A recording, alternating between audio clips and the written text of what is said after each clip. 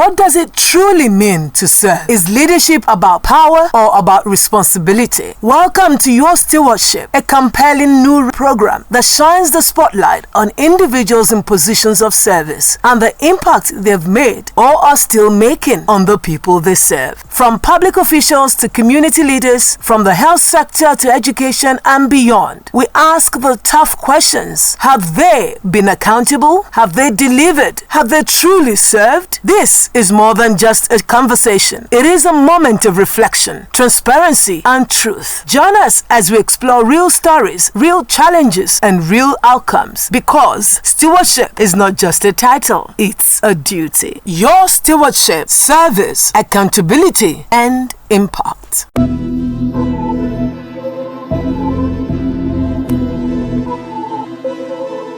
They say the true measure of a man is not where he stands in moments of comfort, but where he stands at times of challenge and controversy. Welcome to Your Stewardship on Orange 94.5 FM. I am your host, Remilekun Allen. Today, we are peeling back the layers of a legal titan, a prince of Akoko land, a man who has held the keys of 4 different Nigerian ministries, from the hallowed chambers of justice to the strategic corridors of defense. Our guest today is a senior advocate of Nigeria and a commander of the Order of the Niger. I am talking about no other person than Prince Adetokunbo Kayode, SANCON. Thanks for joining me on Your Stewardship, sir. Thank you very much. I'm happy to be with you. All right, let's dive straight. You are a prince of Ikaramakoko. How much of your leadership style is influenced by your traditional heritage versus your rigorous legal training? Well, thank you very much. I'm pleased to be with you. I'm just an ordinary Akoko man. Very proud one of that. Of course, I've been privileged to have good education, but it does not mean an Adepo education. I was born in Lagos. I had my early years in Mushin, precisely the Solo Road, Lagos. My first school was what they call MDC, Mushin District Council Primary School. That is a local primary school. I never attended a common nursery school, all those prep schools, all those things. I attended a local government, a district council primary school. And when I started primary school in 1964, I was 5 years and 2 months. My hand was not able to touch my hair. So they took me under advice that, okay, so far it caused a lot of trouble at home. We allow him to stay in the class. He will repeat primary 1 so that his hand hopefully will touch his hair. But as fate would have it, if I should repeat primary 1, so I proceeded. But this was Mushin. In those days, this was the era of wet here. This was the era of political crisis in Lagos, even though Mushin was under the Western region. Okay, so we had to relocate from Mushin to Obanikoro. Obanikoro is a fairly reserved area, but it's actually a village around Palm Grove. You know Lagos very well. And the nearest school was Shomolu, Pedro Primary School, Shomolu. So, January 1966, I was enrolled in primary 3 at the Pedro Primary School, Shomolu.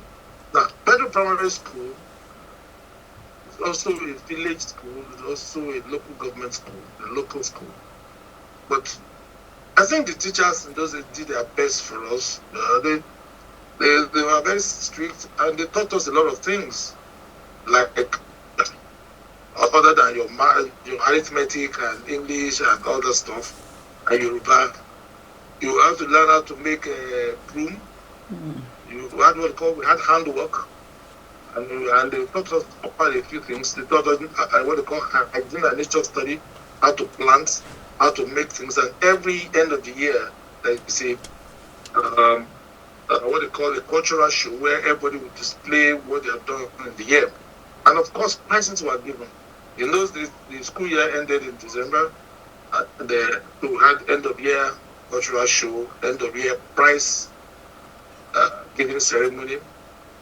Again, I was just lucky. I always ended up leading my class. Maybe the first time I'll come third, second time I'll come second, but at the third time I always came first. Magically.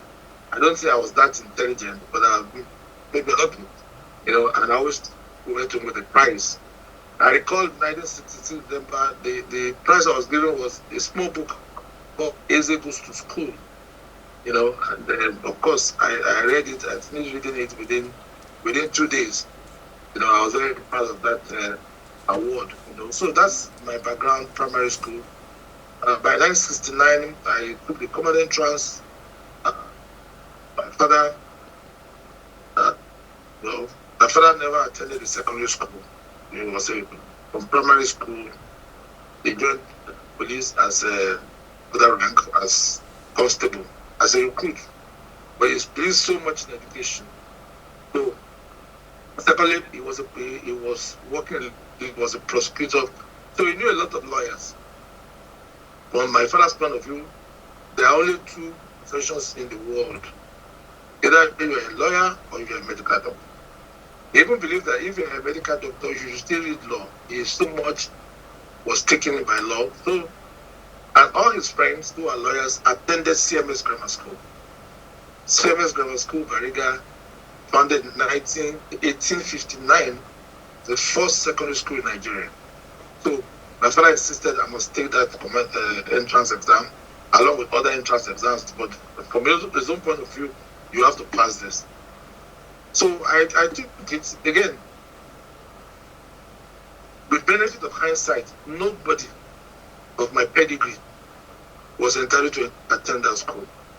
Coming from a village primary school, take common entrance to a school where the children of the biggest people in Nigeria were ministers, governors, very prominent people, Fajide Merokun, Governor Johnson, Governor Adebayo. All these were people we entered school together. They all went to our international, American international, all those high-falutin schools. But I was able to pass the exam. Again, I was lucky. I just passed it. I don't know how. Then I entered January 1970. I entered Form 1. I was in boarding school. But my challenge just started because, primary school, you are a day student, you go home, you trek to school, of course. You go home, you eat, you sleep, you read, whatever, play ball. But in boarding school was totally different. We didn't have the money. So the only time my father was able to pay my school fees completely was the first term of Form 1. And up to the time I was doing my school search, the bursar was always coming to my class, to the exam hall, to drive me out of the class. I mean, it's unbelievable that you drive a child out of the class because you didn't pay school fees, but this is WAEC. So nobody should do that. Because if you drive me out and the invigilators were not smart, I will lose a whole year. But immediately the bursar came in, I will go out and I just hang around. The invigilators come back and sit down and finish your paper. So that's how I was able to finish my school cert. And as faith had it, I had a grade 1. I had all my credits, 9 credits. And but of course I couldn't collect my result because the bursar would not release your result unless you pay your fees. I was only owing fees for 4 5.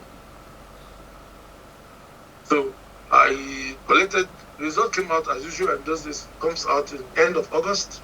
So the new school year starts around September.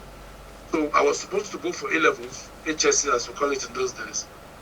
And of course, everybody was so excited because I'm one of the, there were 2 Coyotes in my class, and who are the son of our Coyotes. One is from Ilya Doluji, unfortunately he's late now, a very good friend. And both of us had grade 1. So everybody expected us to be there. They were thought, oh, these guys are coming back, they'll be prefects, senior prefect, whatever. But I couldn't. Because by the time I collected my result on the 27th of October, my colleagues have already started school, started class, because they've taken their result and they've done their admission for HSC and all that. So I had to spend a year at home. But honestly, I had to go to Poly Ibadan for my A-levels, and thereafter I got to University of Lagos.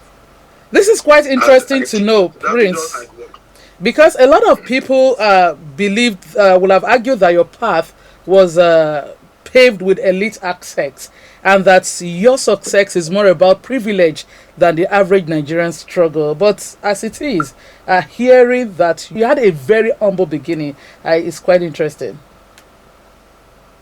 I'm the typical Ajepako. And that's what they call it. In those days, we call it Ajepaki. But I'm typical, today's balance, Ajepako. The Paco man. And yes, but I was so proud. I mean, pride is different from arrogance, And you see, every child, every person should be proud of their background, the effort their parents is putting to help them. And I would rather die than fail an exam. Because I can never confront my father that this is my results.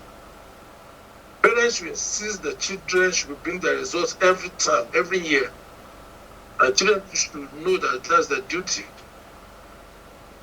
But that's the way forward. Today, okay, you see SAN, former minister, but this is the background. This is the background. And if it will work for me, it will work for everybody. Wow, I quite agree with you. Let's leave the background now and move up your career.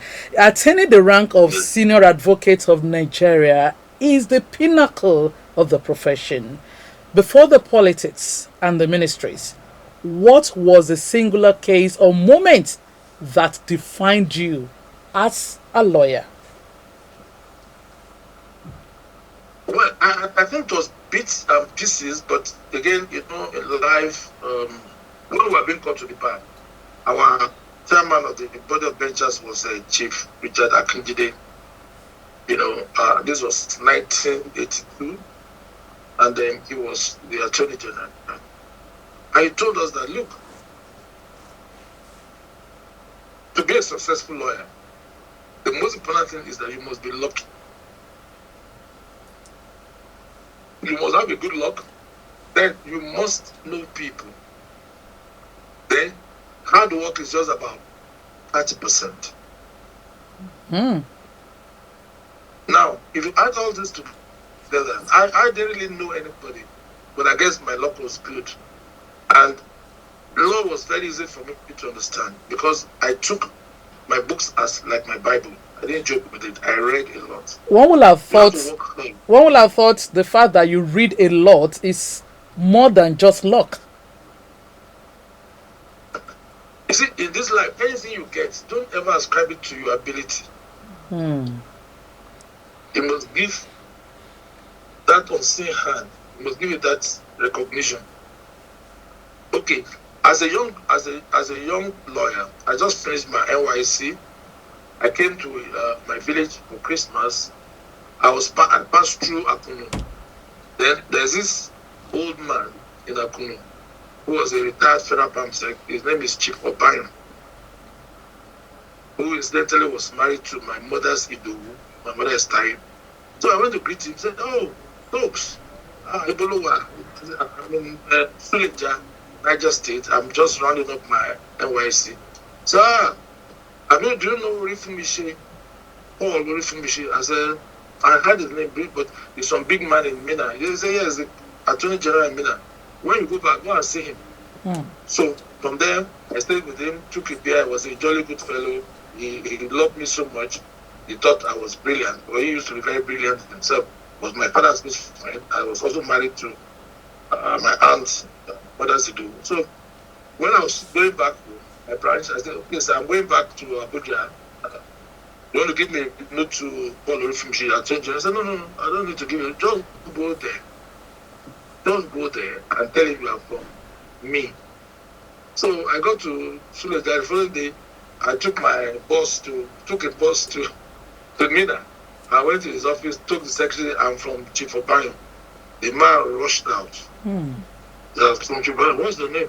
I just took my card and he said, is your father know that policeman? I said, yes. Well, you look like it. Well, come and sit down. From that day, that man took me as a son. He never met me before in this life. I took him, of course, like a father. And everything worked in between. So he had huge, his private, the government attorney general, but he had a law office, big cases. He gave me the files. I was just finishing my, but I will not sleep. I'll work on it in my precocious way, because I'm still new with this thing. But I will try my best. Then he will correct it. I will never write a letter without going to show it to him. 6 a.m. I'm at his door. Go to his house, show him before he goes to work. This is what I've done. He'll correct it. So it didn't take time. So this is how it was. As I say, it's bits and pieces like that. But he opened the door for me, and I was able to enter that door. I had grace. So that's how it works. And I got to know people. I got to know everybody that was important in Niger State. I know then Niger State gradually, there was a coup in this. There was a coup in December of 1983. The governor of Niger State, Awal Ibrahim, who is the current emir of Suleja, was put in detention. My boss, Rifumishi, was put in detention. It seems as if the world was going to come to an end for me. But actually, it became the beginning, because I became loyal to all of them. All the big men, Niger State, run around, going to file bail application for them, writing paper. In those days, a lawyer has to follow you with your wife to the prison to see you. They put all of them in prison without trial. So we did it like that, and so I had to move back to Suleja, set up an office, whatever, I had to help my boss' family, But it worked well, and I stayed there until I opened my office in, I don't know if it's 87, and they continued to relate closely. And of course, being one of the first lawyers to establish in Abuja, the door was wide open for me. Most of my colleagues who were posted to FCT, the FCT was then under Mina, were posted to FCT. They ran back because Abuja was in coach, high river blindness, there is nothing, it's all dull. But I just stayed. And I cannot tell it because I was brilliant, I was smart, or I was wise. I just stayed. And you had the connections as well. And the work. Yes, absolutely. All right. And on still hand, we always come to help you. Okay, everybody must believe in that, but must also work hard. I must also work hard, so you can't rule out hard work at all. Okay, moving on. You served as Minister of Culture, but yet you are deeply entrenched in the Western legal system. In your private moments, which code of ethics do you favor? The traditional laws of your ancestors, or the inherited British legal system? Look, our cultural practices, which is also our code of ethics, which is our law, is absolutely superior to any imported, any colonial, any English, or even Islamic practice. I'm absolutely convinced about that. Our rules were very fair, very reasonable, And it was wrong for the British to come and say, oh, you have to test our cultural practices against equity and good conscience. Equity from their own perspective, good conscience from their own perspective. Our laws never tolerated stealing, never tolerated killing, never tolerated cheating. So any day, I still believe that. And you can see even our system of government and our practices now, we have serious societal challenges because our cultural code, of human relationship has been heavily degraded. True. And it's a shame. So my answer is yes, my culture is stronger. And you can see that is what actually propels many people, even those who are even successful today, whether they will whatever field, they still imbibe or they endeavor to imbibe and practice some of those ideas. For instance, communalism, helping people, taking care of people. If you go to London, go just ask your neighbor, please, can you give me small salt? He is going to call police for you. But I know, at least in the Karam in my village, nobody goes to sleep without food. It's not possible. Just talk to your neighbor. You need can you give me a small yam or small pepper? They will give you. Even their own so-called poverty.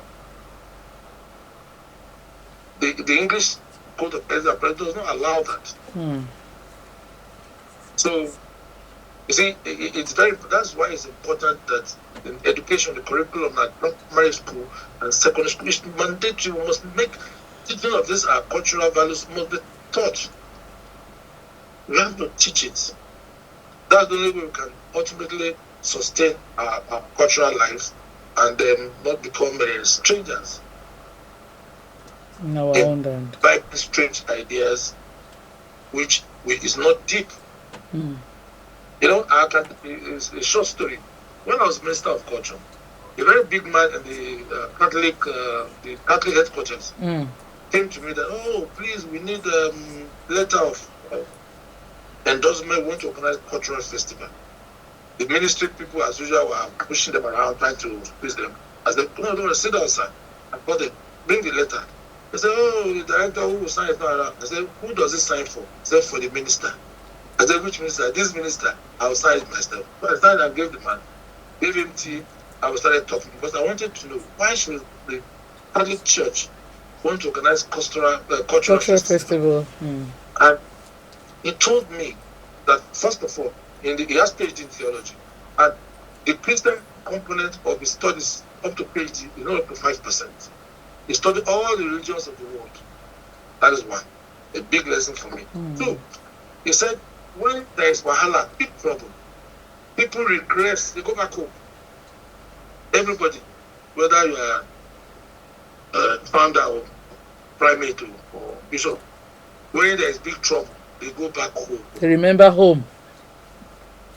So you can see that. So, the being Minister of Content assisted me in those small things to open my eyes, my ideas about things. And you can see it. Even the clothes we wear, our fashion design, our dances, our practices is very, very valuable. Now you can see how entertainment, how the creative industry, and we thank this current president for creating Ministry of Creative Industry, Culture and Creative Industry. Because our creativity is embedded in our culture. So we must not allow the culture to die. But we will not allow our practice to die because that is where our wealth really is. All right. Yes, so we must not allow the culture to die. Let's move to your role as the Attorney General of the Federation at one time. You were the Chief Law Officer of the nation. What was the one reform you promised to deliver for the common man in the judiciary? And can we see the results of that reform today? Well,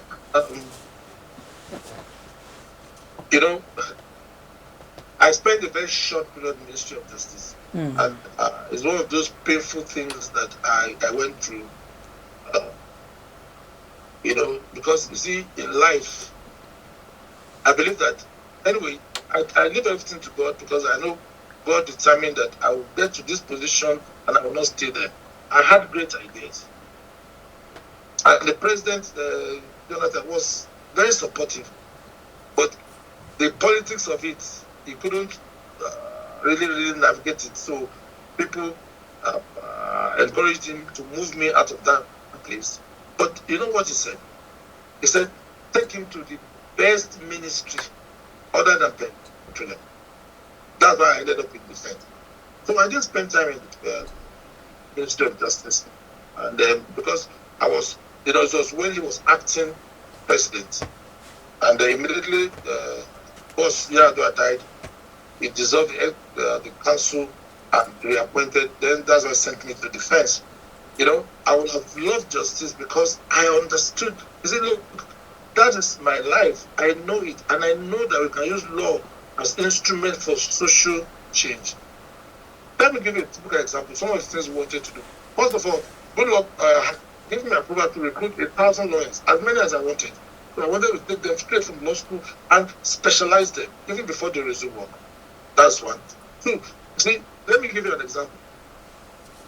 In my village, maybe in a Carab or a Carré or somewhere, somebody steals a goat, and they sent him to jail. I mean, what is that?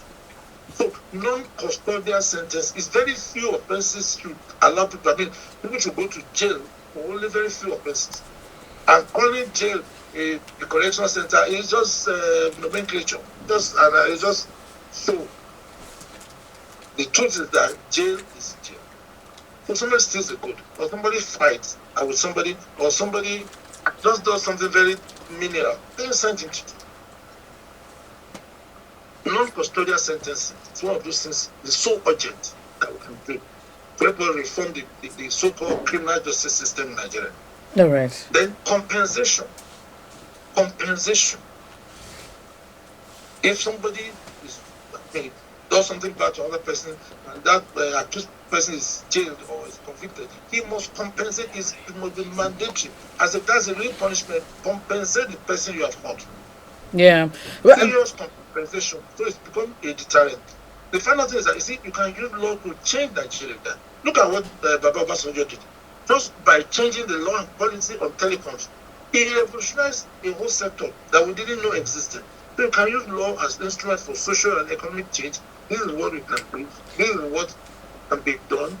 And this is what I pray we'll be able to do. So it's not as much as what I did, it is what I wanted to do, but I did not stay long there. You were not there for too long. In 4 years, I was minister in 4 ministries. In 4 ministries, yes. Culture, tourism, of course. Ministry of Labor, Justice and Defense. Yes. I was never Minister of State, so I'm grateful to God and to the President. I served for that. I mean, I worked with for that. But it was it was a bit traumatic to be moving like that. But immediately you understood a ministry, you are then you're taken away again. Immediately you understood this, you are moved. But I'm not complaining. I'm extraordinarily grateful to my country and to the leadership that gave me this chance. Okay, that means I learned a lot. The same, going by what you say. I'm in the position to actually assist my colleagues in a very private and informal way, not any formal anything, just a private and informal way to make suggestions. All right. So, with what you said, especially with the common man, the saying that the judiciary is the last hope of the common man is fast waning. While many Nigerians often say they have lost hope in the judiciary. Share with us your thesis of our judiciary arm of government today. Look, everybody that loses. Okay, let me start this way. When you go to court, one side must lose, the other side must win. But there are two contending forces. And that is the way the world is. We are two contending forces. One side will win, the other side will lose. Whoever loses, the judiciary is bad. But if you win, the judiciary is good. You can see what's going on now. Now, when Supreme Court gave judgment in favor of APC, they were happy. But before, they were accusing a judge of doing something bad. Whereas that judge actually, they didn't read their case well because that judge actually was being neutral. But the point I want to put out is this. First of all, every society will get the judiciary they deserve. because the judges are Nigerians. They are not coming from the moon. That is one. So you cannot plant cassava and reap, as somebody said, reap something else, you know? You reap yam or tomato. So the laws are very clear. And immediately you take your case to court.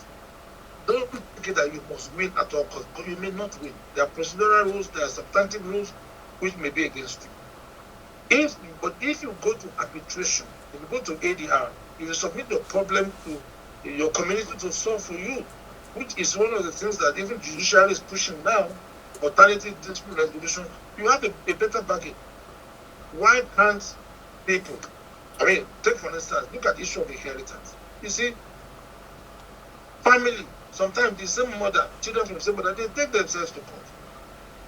Then they start accusing, whoever loses accuses the judge. I'm not saying judges are saints, God forbid, because they are human beings. They are not saints. But the much I know is that they are trying their best. Yes, there are serious issues because it is people that go to entice them. It is very rare it's almost impossible for a judge to sit down and look, come and have a case. Your case with me, come and pay me. It's good that go and approach them. So punish. So that must end. That must end. Find a way to put an end to it. Then, as much as possible, let us pursue ADR, especially in personal issues, personal matters like I said, inheritance, like land grabbing, land issue, fighting over a child, you know, and they go to court. Family issues, yes. Family issues, inheritance issues, contracts. You know, so that's why even the British, the Oyinbo people who gave us this law also brought another process called the ADR, Alternative Dispute Resolution Mechanisms, which allow you to settle many of your cases in a quiet environment where you can achieve what they call a win-win situation. No victor, no victim. But if you go to the court, the English system is such that there must be a victor and there must be somebody who beat the dust. Okay. So whoever bite you, whoever beat the dust, you are. So yes, we must reform. Right now, I'm happy that the courts are being well paid. So anybody who talks about not paying judges is drunk. This government has enhanced salary of judges. They are very, very well paid. Let's put an end to that. And we're taking care of. The judges too should improve themselves in terms of reading, obeying the law, and they should be less technical. In fact, the Supreme Court severally over the years have said that the area of technicalities was end or it has ended. You go to substantive matter, look for the truth and justice of the case. Look for the truth. As much as possible, don't also waste time on the people because the cases take too long time. True. And I know, because I practice law, this is my 44th year as a lawyer. And this is my 24th year as a senior advocate of Nigeria. I know exactly what I'm talking about. All right. Some of the things we are taking up at the body of benchers as a life bencher, that the courts must find a way to fast track. There's technology now to enable them fast track their proceedings. But why are they reticent? The courts are reticent. It's like they don't want to adopt technology. I know why. But the thing is that they have to, whether they like it or not. All right, you are listening to your Stewardship on Orange 94.5 FM. We've been speaking with Prince Adetokunbo Kayode. When we return, we'll move from his legal beginnings to the heat of the Federal Executive Council. Don't go anywhere. Accountability is just a heartbeat away.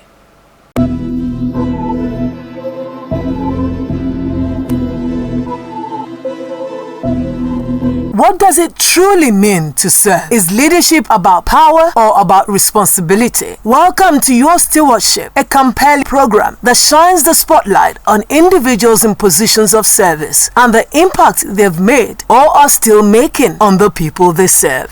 Welcome back to your Stewardship right here on Orange 94.5 FM.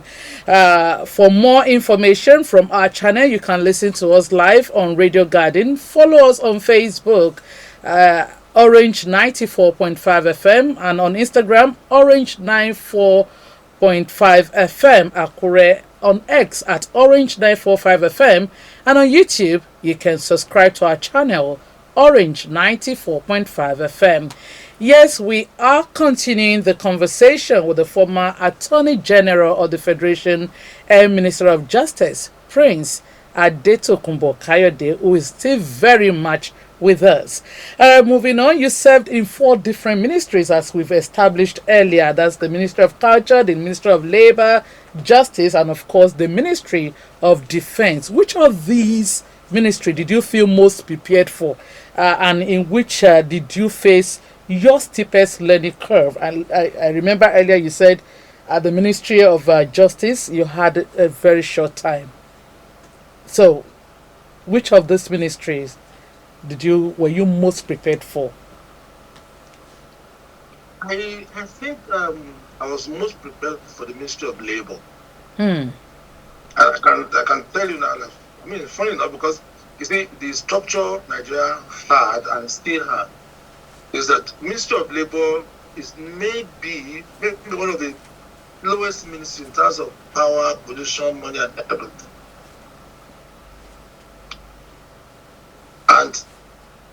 But I had a fantastic time in Ministry of Labor.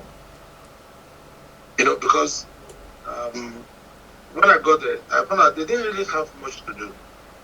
Everything was either somebody's going on strike or somebody's just ended strike and stuff. So, not much. But what did I do? I started engaging with the unions, especially Nupeng and Tengasan. So I made them my friends. They were all young people who related very well together. We are buddies. Anywhere I'm going, anywhere they go, I go with them. I wear their uniform. So I cultivated them. Secondly, they had their rules. They have their constitution and everything. So there's a bit of law there. So I cultivated them, and for that 1 year and about 7 months or 8 months, we got them very well together. Secondly, the period I was there was when the economy of the world crashed, 2008, 2009, and there was a serious issue of unemployment. And since employment was under my portfolio, so I was able to push the idea of a national jobs pact. And I worked very closely with the ILO. There's a gentleman called Dr. Samovia. He later became foreign minister of Argentina. He took me like a junior brother. I did very well with him. He gave me a lot of support. So we were able to do a national jobs pact. And what is that? The whole idea was to review our entire sector of national life and encourage this sector to create jobs, to know that it can create jobs. Let me give you an example. Ministry of Environment. You will think that Ministry of Environment is just to talk about weather and flood and everything. But it's a very huge area for economic, it's a huge economic sector. They call it circular economy. The economy of waste to wealth. It is so huge because every society, every village generates waste. They don't waste wood. For instance, in Ondo State, anywhere you see smoke, check it out. It's sawdust they're burning. Meanwhile, sawdust is money. Just one sheet of paper. Just make a regulation. No more burning of sawdust. If you burn sawdust, we'll seize your license. After all, you can't do something without license. Add this sawdust to a particular place, return it to something. Something very useful. We import boards, we import plywood, we import chairs. They are all made from sawdust, and they didn't beat over. That's just an example. And there are several like that. Biodegradable waste. Look at plastic. Plastic is a lot of money. People have started picking it now. But it pains me because we've turned it to a poverty economy, whereby only the poor people. Economy. Whereas the whole essence of collection, for instance, if the government directs the Commissioner for Environment, give this directive, henceforth all plastic should be collected and dumped in a particular place. Put a small grinding machine there. they grind it, and you can bag it and sell it. Put people in clusters. And as I said, they are doing that, but doing it like a poverty economy. This is a serious matter. So I was able to bring out a lot of these things. Of course, with my experience in culture, we push the idea of the creative economy. You know, how the creative economy, the cultural industries. For instance, every local government in Ondo State has at least one product. I know in my local government, we make ashoki. The Karen makes ashoki, or we make ashoki. So each local government, and there's a directive to that effect, each local government is supposed to have a shop in accordance with the state cultural center. You know, I think it's somewhere along the road at Neo Badeshina, right? I don't know whether it's still operating now. The cultural center is shop there, and so you can promote products from each local government. Let me tell you, when you bring a conference to Akure, what do you take your visitors to? For them to spend their money. That's what's called cultural tourism. So I'm not complaining. I'm just saying that these are opportunities. Okay. These are things we saw. These are things that we even gave a directive to them for the whole of Nigeria, but my state did not implement it. That's Then look at the creative industry skills development. We also approved that, and one was put in the career as a pilot, because this is something that's been in every local government. That bead making, carving, weaving, and all these things. These are big industries. If we expand it, so I used the opportunity that the government gave me to work as Minister for Labour and Employment to push this agenda. All right. With varying levels of success. Okay. But it's work that is ongoing.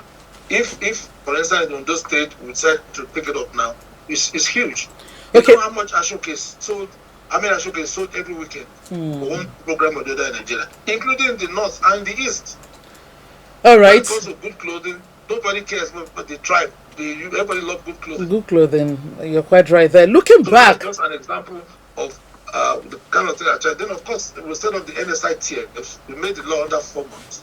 It's unfortunate that the people are playing games with it, but the whole idea was workmen compensation.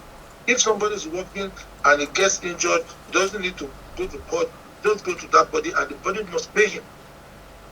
I pray that they will work within that spirit, but we tried our best along that line. But I had a very enjoyable time in labor. There was no money. There was no contract. Okay. So nobody was coming to harass me. They know there's nothing there. Okay. So I was very happy. All right. Of course, I still have to help people, but you know what I mean. Like, compare where you are Ministry of Defense, exactly. Ministry of Work. Looking back at your time as the Minister of Labour, do you really do you truly feel that you balanced the scales between the government's purse and the workers' welfare? Well, you see, I cannot tell you I was able to balance anything like that, but I can tell you what I saw. You see, we have a very wrong notion about the duties or the duties of unions. There is a tendency to think that unions are there to be combative, to work, to fight government, to fight for, in quote, fight for workers against government. Whereas there's supposed to be synergy.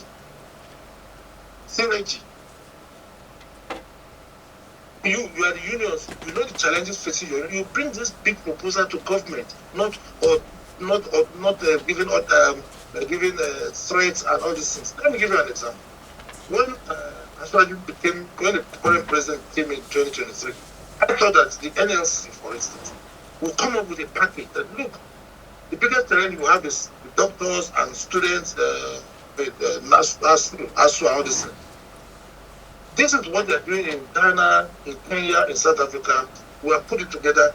We want to take a middle way, and we want to guarantee that for the next 5 years, there will be no strike. Just work with us on this. It's partnership about the synergy. So this synergy is still not there yet. That you can see that the impression is that the unions are radicals and they have to. The unions must fight against government. You know, and honestly speaking for myself, it should not be so. So a reorientation for the unions is very important, and I try to push it. For instance, Nupen and Pengasan, I set up a committee I call it a presidential committee, but chaired by me as minister for disputes in labor dispute all of that sector. And so the proposal was there, but nobody had the courage to push it. I pushed it and took it to President Umaru and my boss there, and he approved it. So instead of this committee, if there's any wahala, they come to that round table and put it there. Everybody was there. MD of NNPC, anybody that was anybody in Nigeria that could affect oil and gas was there, and they must come. They had to come. And we were able to use that to manage it. They were also working on the labor manual, which they didn't have. They were just working on the small paper they usually once in a while, you know. So the important thing is that we must come with a mindset of cooperation.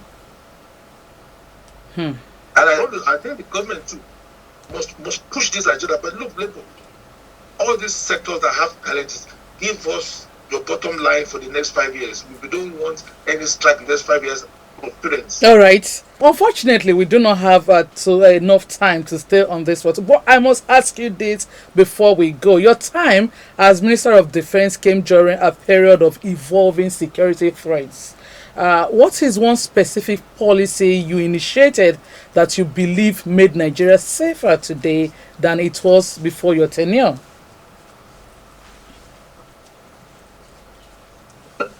Okay.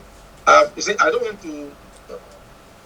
want to spoil your mind or the mind of your viewers. Okay. You see, the Minister of Defense does not make policy. The Minister of Defense does not make policy in terms of security. Policy is a wider concept. He is just part of the architecture. And so everything depends on the exact challenges that you are faced at time. Okay? For instance, when I go to defense, I observe that our manning levels, our staffing was very, very, very poor. We need to have times 10 number of men in uniform. Then I found out that, you want to join the army, you have to go and do a recharge card. I think Alalanda is still doing it. The open portal, you pay. How can you pay to join the Nigerian army? All over the world, people are being begged to join the service. Either they make it compulsory, mandatory. You reach 18 years, you must go. Leadership is a marathon, not a sprint. And today we've seen the map of a journey that spanned the highest offices in the land.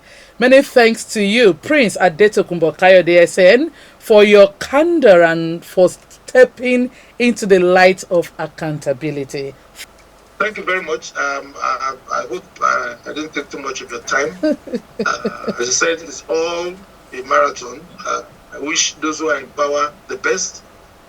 They should just try their best for the people, but all will be well, because the truth is that Nigeria will be well. There is no other alternative. Yes. No other country. No other country but Nigeria, which is our own. Thank you very much. This has been your stewardship on Orange 94.5 FM. I'm Remilekun Allen, and I won't side out without thanking all of those who contributed to the success of the program today. Talking about the producer, Femi Ayekomilogbo, associate producer, Obichukwemeka Oti, and all the crew member. Join us same time next week, some other time, as we profile another journey of service. Until then, stay informed and stay accountable. Bye from me.